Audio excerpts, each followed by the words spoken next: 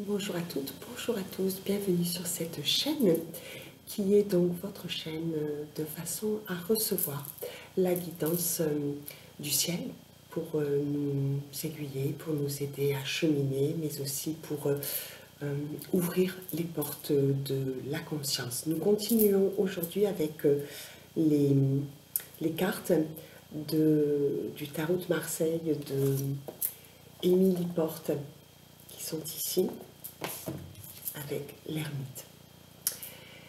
L'ermite, alors on voit cet homme, ce vieillard, j'ai envie de le décrire ainsi, qui porte une lanterne, et c'est cette lumière qui semble éclairer sa manche, c'est-à-dire son intérieur en fait. C'est une carte d'intériorité, c'est une carte d'expérience, de sagesse, mais aussi de patience, de maturité, de discrétion, un petit peu de sérieux aussi, hein, c'est-à-dire qu'on ne prend plus les choses à la légère quand on en est là. Il y a cette notion de silence, de discrétion également, d'une grande exigence, d'une persévérance. On nous parle aussi de sobriété et du fait que, bien sûr, cet homme sage, soit un ascète, qu'il se soit replié un temps de façon à apprécier dans le silence son chemin intérieur.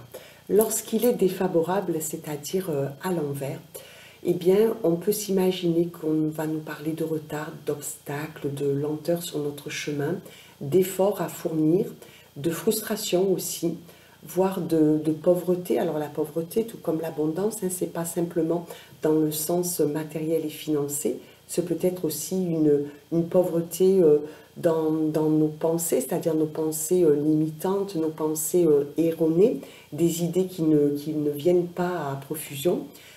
On nous parle d'ennui, de solitude, de pénibilité aussi, de pessimisme, d'une profonde tristesse, d'une méfiance, d'un côté asocial aussi. Et on peut nous parler de misanthropie aussi. C'est donc la carte 9 qui est la fin d'un cycle. On rentre à l'intérieur de soi pour faire le vide, pour rester dans le calme, dans la solitude qui est très bénéfique lorsque l'on pense que l'on s'est peut-être trompé de chemin ou que l'on a des doutes, des incertitudes. Il est nécessaire, à mon sens, de se retrouver avec soi, pour y voir plus clair. Et lorsque l'on voit cette lanterne qui illumine cette manche, c'est vraiment symbolique pour dire que c'est à l'intérieur de soi qu'est cette lumière qui va rejaillir à l'extérieur. La carte numéro 10, c'est la carte de la roue de fortune. Alors sur cette roue, eh bien, il y a le sphinx qui est en haut, c'est la carte donc numéro 10, 1 plus 0, 1, c'est la carte finalement qui nous parle d'une bonne surprise, d'un début, d'une chance. On voit symboliquement un sphinx en haut qui semble stable, et pourtant si vous regardez les pieds de cette roue, il y a une roue qui est calée, qui est ancrée, et une autre qui est instable. Donc on va nous parler en fait ici d'un changement heureux, d'un enthousiasme, d'un grand dynamisme, d'une évolution rapide sur notre chemin, d'une certaine mobilité, d'une polyvalence également, d'une découverte, d'une libération. Toutefois, comme je vous le disais, méfiance parce que, vous allez voir, lorsqu'elle est à l'envers, cela peut nous demander d'être prudent aussi. On voit un animal marin qui nous plonge dans les aléas de la vie. Cet homme qui est bien dans le côté terrestre, ce sphinx qui est dans les hauteurs, qui est une tête couronnée. Et bien sûr, nous voyons ce chien dans l'Égypte, hein, Annie, qui nous parle de mort, qui nous parle d'incertitude aussi. Donc on vient sur l'envers de la carte, nous parler ici d'instabilité, d'excitation, d'emballement, peut-être d'un opportunisme certain, d'une inconstance, la fuite de soi envers certaines situations. On nous parle également de chute, de régression, de malchance, de déséquilibre, hein, on l'a vu avec les pieds de cette roue, de stress, d'une certaine agitation mentale, voire même d'une obsession. Attention à toutes ces pensées que l'on a, où on n'arrive pas à se sortir d'une situation, de nos lamentations, ou alors même d'une personne qui serait dans votre esprit.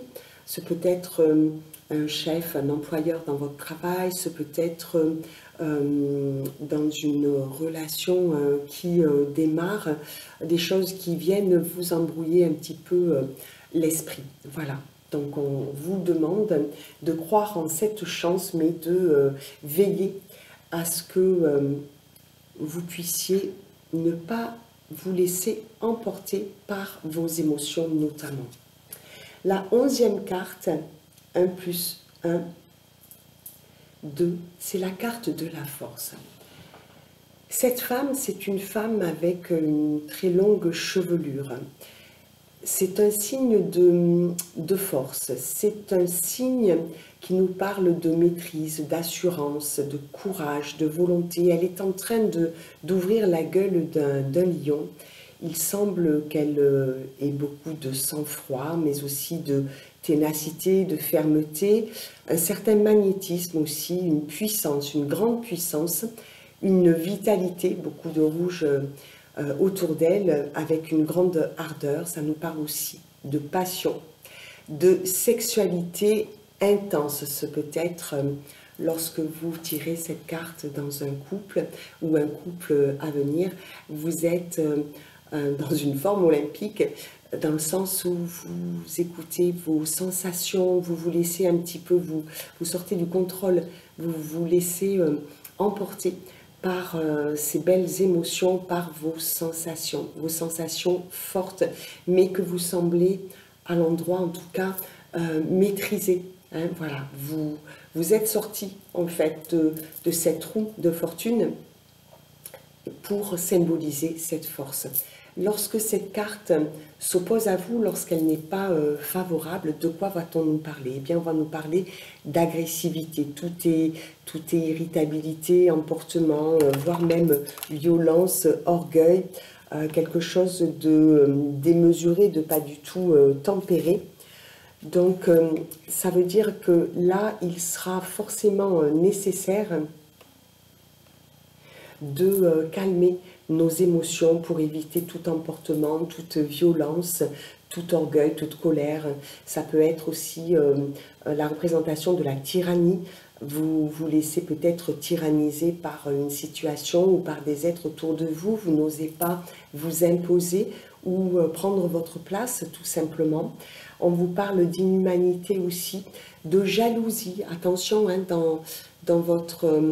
par exemple, dans vos liens aux autres, dans cette envie que vous auriez peut-être dans une profession, dans une activité quelconque ou dans une relation, quelle qu'elle soit, amicale ou sentimentale, faites bien attention de ne pas rester dans l'envie, dans la jalousie, dans la convoitise.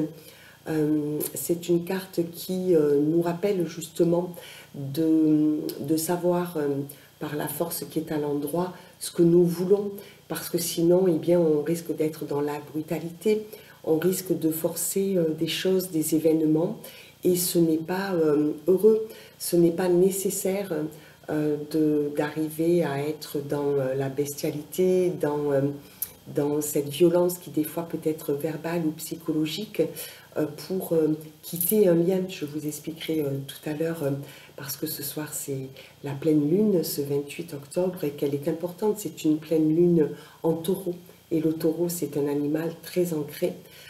Donc on parlera de couper aussi des liens qui n'ont plus lieu d'être. Donc voilà, une vigilance pour ne pas que vous tombiez dans les extrêmes de cette carte. Et nous voyons la dernière carte avec le pendu. Donc le pendu, c'est la carte 12, 2 plus 1, 3. Hein, c'est une réflexion avec l'aide des maîtres ascensionnés. Donc on est plutôt dans le lâcher-prise, dans l'acceptation de situations, de notre état d'être. On est aussi dans la disponibilité pour apprendre, mieux comprendre ce qui nous arrive. On est dans l'écoute, dans la réceptivité, également dans l'intuition. On se laisse aller vers un désintéressement. On est absolument dans le dévouement, dans l'abnégation parfois. Ça nous parle de rédemption également, de philanthropie, de méditation, de foi et de spiritualité. Nous voyons les 12 entailles qui sont tout autour du pendu. Donc tout comme l'ermite, c'est quelqu'un qui est quand même très, très à l'intérieur de lui et qui réfléchit à tout ce qu'il est, à tout ce qu'il a. Il fait un petit peu, on va dire, un premier bilan de cet état d'être, de tout ce qu'il ressent, et il sait en fait aller chercher le calme à l'intérieur pour avancer autrement et mieux. Lorsque cette carte est défavorable, en fait, on va nous... Donc bon, elle n'est pas forcément à l'endroit, c'est vrai que depuis le départ, j'explique à l'endroit, à l'envers, c'est juste favorable ou défavorable en fonction des cartes qui sont autour. Donc je vais la laisser exceptionnellement celle-ci à l'envers, mais vous avez compris que c'est lorsque elle nous est défavorable, lorsqu'elle s'oppose en fait à nos choix premiers. Et bien qu'est-ce que l'on trouve? On trouve une dépendance à quelque chose, hein, ce peut être une addiction, au jeu, à l'alcool, à des produits toxiques, ce peut être une dépendance affective aussi. Nous sommes dans la paresse aussi, dans la résignation, la vulnérabilité, la dépréciation. Ça peut aller jusqu'à la dépression. Vraiment cet état dans lequel nous nous trouvons parce que nous sommes dans la stagnation également, dans le laisser-aller. Il y a beaucoup de personnes qui ne se prennent pas en main parce qu'elles n'ont pas appris à le faire, premièrement, parce qu'elles ne savent pas comment faire. Donc je rappelle qu'il y a de nombreux outils aujourd'hui pour éviter de sombrer dans des situations desquelles nous ne sortons pas. Et justement, ce sont ces situations, parce que je trouve que dans vos interrogations, ça revient régulièrement en ce moment. Profitez de cette pleine lune. Alors déjà, quel est l'intérêt de couper des liens? L'intérêt, c'est que vous allez repartir sur une base neutre. Donc je me sers toujours de cet exemple des petits bonhommes allumettes de Jacques Martel, parce que je trouve que c'est un outil qui est très puissant. Vous marquez, vous dessinez, et puis en face vous dessinez un autre être avec le prénom et la première lettre du nom de famille, et vous allez relier les 7 chakras principaux. Après des chakras, on en a plus de 144, y compris dans les paumes de nos mains. Vous pouvez voir ça sur Internet, sur YouTube par exemple, ou alors sur de nombreux livres aussi. Pourquoi couper des liens, mais y compris aussi avec des situations? Parce que ça va vous aider à avancer sans être rattaché justement à des émotions que vous n'arrivez pas à gérer, que vous n'arrivez pas à contrôler. Reprenez le pouvoir qui est en vous. N'accordez pas le pouvoir aux autres, à l'autre. c'est une vigilance constante, je dirais, à avoir pour que vous puissiez vous sentir bien dans vos baskets déjà, dans votre peau, dans votre cœur aussi, dans votre tête, dans tous les domaines que ce soit. Et je pense que lorsque l'on se dessine et qu'en face l'on met une situation, alors merci pour cette abondance d'amour. Vous reliez les chakras et puis vous allez couper au milieu, vous suivrez l'exercice. Ça vous permet de croire aussi que vous méritez. Vous méritez d'être heureux, vous méritez d'être dans l'abondance. Je répète, l'abondance, ce n'est pas que financier ou matériel, c'est aussi une abondance d'idées, une abondance d'action. Vous pouvez mettre sur on va dire cet outil, cet exercice dans les situations, un tas de situations, les personnes qui veulent déménager, les personnes qui veulent se sortir d'une relation, oui, tyrannique ou en tout cas dérangeante. Après, voilà, me vient l'envie de vous rappeler que on ne peut pas, malgré tout l'amour que l'on porte aux êtres qui sont autour de nous, je pense à nos enfants lorsque l'on est parents ou beaux-parents, je pense également à des collègues de travail, je pense à nos amis, à nos amours. On ne peut pas faire avancer quelqu'un qui n'en est pas dans sa prise de conscience au même endroit que soi. Je vous le rappelle parce que sinon on rentre dans ce fameux triangle dont j'ai parlé la fois précédente, ce triangle de Karpman, de Stephen Karpman. Regardez, c'est hyper intéressant. Vous n'êtes pas un sauveur, vous êtes un guide. Donc si vous avez envie d'apporter votre connaissance, si vous avez le besoin, que vous l'exprimiez en tout cas, d'aider votre prochain, sans parler d'un dogme aucun, vous pouvez le faire, mais sachez que ça a toujours une limite. Il y a des personnes récemment qui m'ont dit « mais je ne comprends pas ». Beaucoup, hein, c'est pour ça que je me sers souvent des exemples par rapport à mes consultants et consultantes. Ça peut tous nous concerner. Ces personnes sont venues en consultation me dire « mais je ne comprends pas mon chemin, c'est décroisé du chemin de cette personne. Notre histoire a très bien commencé et puis là, ce n'est plus possible. » Dans une profession aussi, vous êtes passionné pour un métier, pour un art, pour une activité quelconque, et puis vous avez 20 ans après envie de passer à autre chose. J'ai envie de rappeler cette clôture de chapitre. Nous sommes incarnés ou réincarnés, c'est-à-dire que nous sommes ce corps physique dont il est primordial de prendre soin.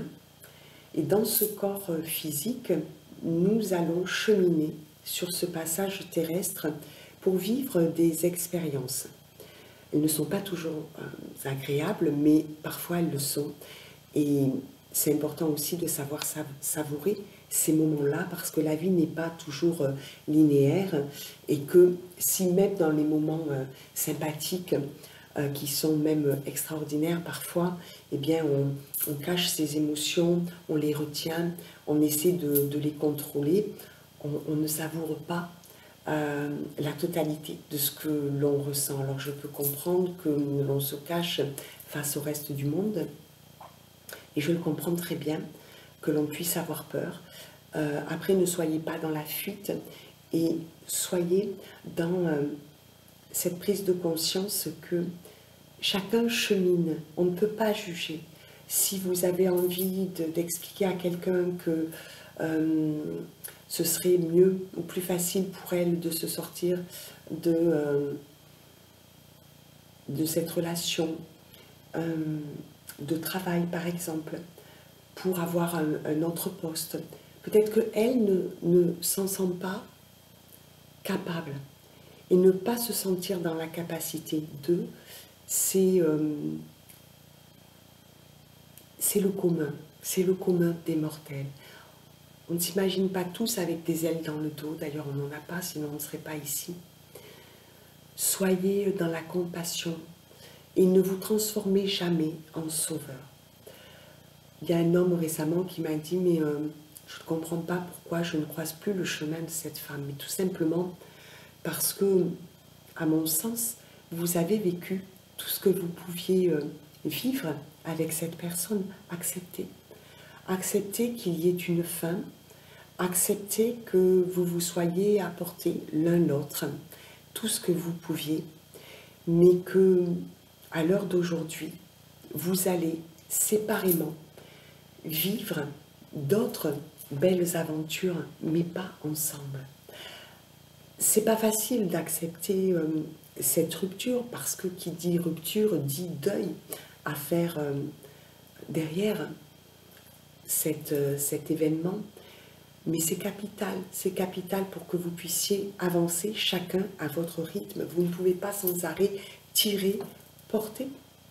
Il y a beaucoup de parents aussi qui sont désolés de voir à quel point leur progéniture a pu s'engouffrer dans des relations toxiques ou en tout cas qui ne leur permettent pas un certain épanouissement.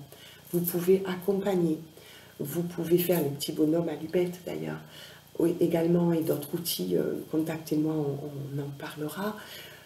Il y a des outils que l'on peut utiliser, mais ce qu'il y a surtout, c'est qu'avec votre affection, votre amour, votre écoute, votre compassion, vous allez non pas diriger les choix de vos enfants ou de vos amis, mais juste pouvoir conseiller, juste pouvoir guider, c'est-à-dire être cet ermite qui s'ouvre vers le monde extérieur, qui prend le temps de se recentrer. Vous pouvez apporter vos conseils éclairés. Vous pouvez parler, échanger, mais ne jugez pas. Ne jugez pas parce que vous ne savez pas réellement, à mon sens aussi, pourquoi vos enfants ont fait ces choix qui parfois sont des choix terribles en effet. Donc il y a des procédés à mettre en place, des processus également. Je vous y accompagne, vous le savez. N'hésitez pas à passer ce message parce qu'il y a en effet beaucoup de personnes, beaucoup de jeunes personnes qui découvrent l'amour, en tout cas ce qu'elles croient être de l'amour, qui n'en est pas. Je rappelle aussi qu'il y a des blessures. Ça semble comme ça anodin, mais ça ne l'est jamais. C'est-à-dire que ce que l'on me transmet pour vous le livrer, c'est aussi pour vous parler de sujets que des fois vous méconnaissez. Et sans être dans le jugement, soyez dans l'écoute, dans le discernement. Et essayez de vous frayer un chemin beaucoup plus lumineux, beaucoup plus, on va dire, réfléchi, dans le sens où nous n'évoluons pas tous dans le même sens. Et c'est utile et absolument nécessaire de l'accepter. Vous aurez beau dire à un tel, une telle, qui n'en est pas au même stade que vous, qui est peut-être inexpérimenté ou alors qui n'a jamais vécu ce que vous avez vécu, vous aurez beau expliquer que ce n'est pas le chemin, elle ne fera que ce qu'elle doit faire. Pourquoi? Parce qu'elle a son propre cheminement à faire et qu'on ne peut pas enlever tous les rochers, tous les gros cailloux sur le chemin des êtres que l'on aime. Et je crois qu'il faut savoir tirer sa révérence aussi quand on vous fait comprendre que l'on n'a pas besoin de vous ou que vous voyez que la personne en face de vous n'a pas de prise de conscience. Oui, saluez et choisissez un autre chemin, acceptez. Ça me paraît vraiment important de façon à ce que vous puissiez revenir à votre sagesse. Ça ne veut pas dire qu'on abandonne les autres, puisque c'est finalement les autres qui nous abandonnent, mais ce que je voulais dire tout à l'heure et puis qui m'a échappé, c'est que selon les blessures que l'on n'a pas travaillé, que l'on n'a pas apaisé, que l'on n'a pas guéri, c'est compliqué. C'est-à-dire qu'une personne qui a la blessure du rejet non apaisée va faire des rencontres qui sont plus ou moins toujours du même ordre. C'est-à-dire, cet homme va tomber sur des femmes fuyantes, des femmes évitantes, et ils auront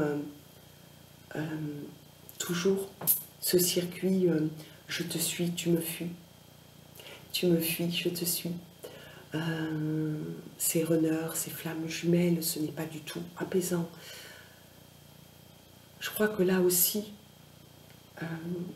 si vous restez auprès de quelqu'un qui vous donne des miettes, ce n'est pas juste pour vous. Et ce n'est pas juste non plus pour l'autre, parce que cet autre a besoin d'ouvrir d'autres portes de la conscience, et peut-être qu'à ce moment-là, il n'est pas prêt à le faire. Peut-être que ce que vous avez l'impression de subir avec violence, eh bien l'autre ne le fait pas exprès, c'est juste son schéma. Et lui rendre service, ce serait de dire, en se positionnant, je n'accepte plus des miettes, je mérite d'être aimé, donc je fais un sac et je pars en voyage, je pars m'amuser, je pars vers ceux et celles qui m'ouvrent les bras. Je crois que c'est ça aussi, de se rendre compte et de ne pas toujours mettre ou la faute ou le côté culpabilité, parce que pour moi il n'y en a pas. C'est arrêter d'être une victime. On a déjà vu précédemment que c'était prendre ses responsabilités, et je crois que plus on prend ses responsabilités, plus on arrive aussi par effet miroir, par expansion de cette sagesse, on arrive en face à faire comprendre à tous et toutes que en ayant tel fonctionnement, eh bien en face, on a tel résultat. Voilà, pensez à ça, et surtout soyez heureux. Ce soir, pleine lune, alors l'abondance quand même, parce que ça m'est demandé aussi. Bien sûr, faites vos vœux à l'univers sur mon site www.divinameensoin.com. Sous cette capsule, vous aurez le détail. Je vous explique un petit peu comment est-ce qu'on peut parler avec cet univers pour faire nos demandes, quel que soit le domaine. Donc, aussi, l'abondance, je l'ai préparée. Donc, vous pouvez prendre un bol ou, par exemple, ici, eh bien, une coquille Saint-Jacques. Vous mettez une pièce de 1 €, ça suffit.